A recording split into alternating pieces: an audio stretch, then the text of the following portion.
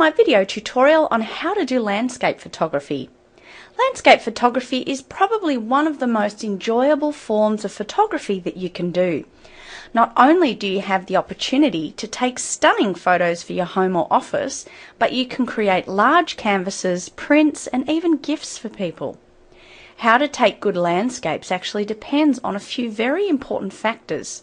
The light you shoot in and your lens are the two primary features that create beautiful landscape photos, and I'll explain. First, before I go into detail about these two things, let's examine how to shoot landscapes.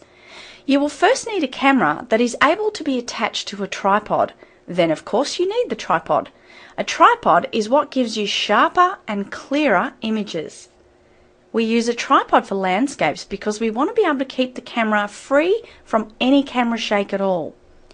Having a camera that is perfectly still enables us to get sharp images in many different types of light. A shutter release cable is another handy tool that is often a big part of mastering your landscape photography techniques. A shutter release cable is a small cable with a button at one end. You can attach the cable into your camera and activate the shutter simply by pressing down a button on the end of that cable. It means you do not have to touch the camera at all. This increases your chances of getting even sharper images. Now that you have your camera, tripod and shutter release cable, now what? Now we come to our lenses. There are many different types of lenses for landscape photography. It can be hard to choose. If you haven't mastered landscape photography before, it can be quite confusing.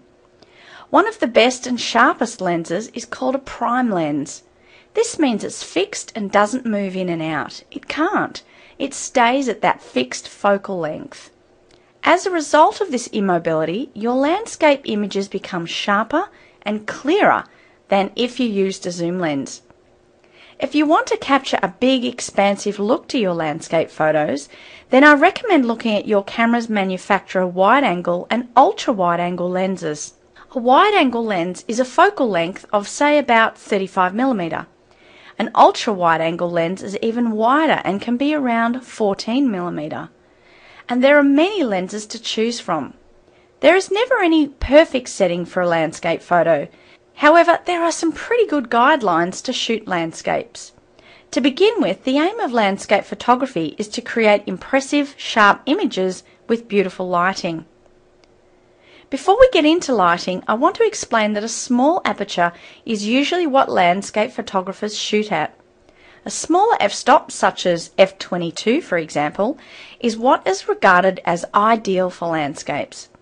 This is simply because it helps our camera focus well into the distance. If you are shooting at a medium distance of say 10 to 20 meters away, f/13 or higher works pretty well too. You will of course have to take your lighting into consideration at all times. So what is the perfect lighting for landscape photography? The reason why a landscape photo looks so colourful and beautiful is because of the light. Without good lighting, a landscape photo can look dull and uninteresting, and no amount of photography gear will fix this problem. The best time of day to photograph your landscape is early in the morning or late afternoon. This gentle light that you see is called sweet light. You will find that the light is soft and gently colourful.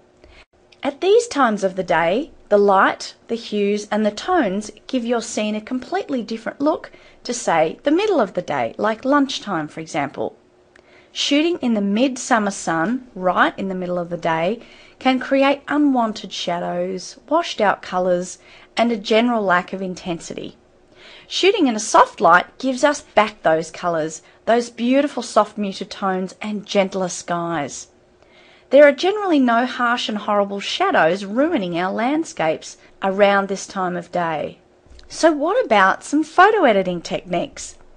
Once you've fixed your lens, camera and set up on your tripod, a small aperture and the ideal lighting, say dusk or dawn, you can fire off a whole series of shots to your heart's content. I know I certainly do. Once you've created your lovely landscape photo, you can then bring it home for editing. Finding the right editing techniques for landscapes isn't that difficult. You must first know what you're aiming to achieve. What's the goal that you want to achieve? Some of us love to turn a landscape photo into a black and white scene. Others love to keep the soft, muted colours that only mornings can provide. And some of us love to create different effects altogether to add more drama and impact, to create an almost apocalyptic look to our landscape photos. The main thing is to keep your images sharp, wide and colourful. That is, of course, unless you're doing black and white photography.